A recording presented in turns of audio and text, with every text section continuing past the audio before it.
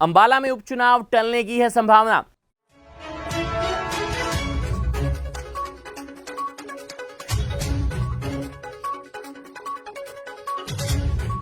नमस्कार, मैं गौरव और आप देख रहे हैं एनिमल लाइव हरियाणा। हरियाणा का अंबाला संसदीय क्षेत्र में इन दिनों उपचुनाव होने या ना होने को लेकर सियासी गलियारों में चर्चाओं का बाजार गर्म है। अंबाला से भारतीय जनता पार्टी के सांसद एवं पूर्व केंद्रीय मंत्री रतनलाल कटारिया का बीमारी के चलते 71 वर्ष की उम्र में पिछले दिनों निधन हो गया। ऐसे में यह सीट खाली हो गई है।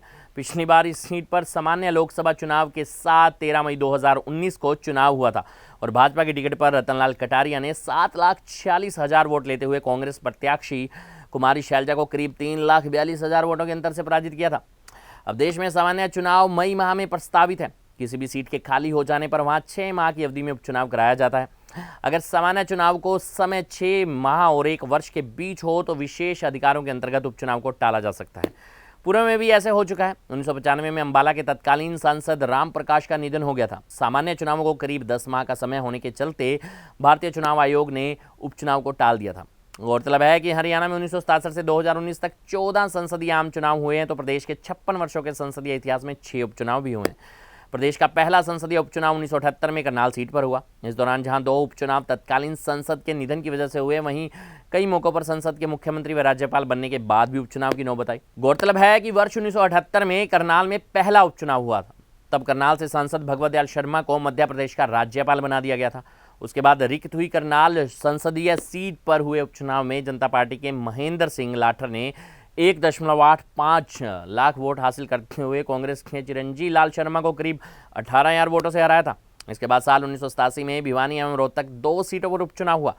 भिवानी से तब सांसद रहे बंसीलाल ने इस्तीफा दे दिया था, इसलिए उपचुनाव हुआ।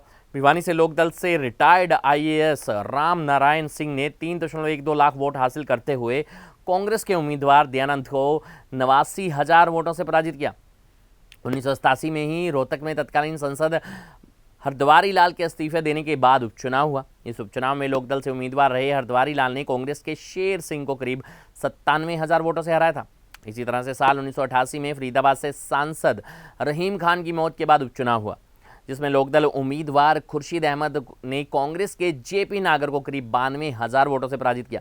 इसी साल सिरसा में भी लोकसभा का उपचुनाव हुआ और तब सांसद दलबीर सिंह की मौत के चलते यहां पर उपचुनाव हुआ। कांग्रेस ने उपचुनाव में दलबीर सिंह की बेटी कुमारी शैलजा को उतारा तो लोकदल ने बैंक ऑफिसर रहे हेतराम को टिकट दिया। हेतराम ने कुमारी शैलजा को करीब 1.15 लाख वोटों से शिकस्त दे दी। 1995 में अंबाला के सांसद राम प्रकाश की मौत हो गई और उपचुनाव घोषित कर दिया गया, पर सामान्य लोकसभा चुनाव को थोड़ा समय रहने के चलते अंबाला में उपचुनाव नहीं करवाया गया। इसके बाद साल 2005 में रोहतक में उपचुनाव हुआ। भूपेंद्र सिंह हुड्डा को कांग्रेस ने मुख्यमंत्री बना दिया, जिस कारण उन्हें इस्तीफा देने पर इस सीट पर उपचुनाव कराया गया। उपचुनाव में हुड्डा के बेटे दीपेंद्र हुड्डा ने कांग्रेस की टिकट पर करीब 3.55 लाख वोट हासिल करते हुए भाजपा के कैप्टन अभिमन्यु को 2.31 लाख वोटों से पराजित कर दिया। साल 2011 में भजन लाल की मौत के कारण हिसार में उपचुनाव हुआ। उस उपचुनाव में हरियाणा जनहित कांग्रेस के कुलदीप बिश्नोई ने इनेलो के अजय सिंह चौटाला को करीब 6,000 वोटों से पराजित किया था। ये थी हमारी खास रिपोर्ट।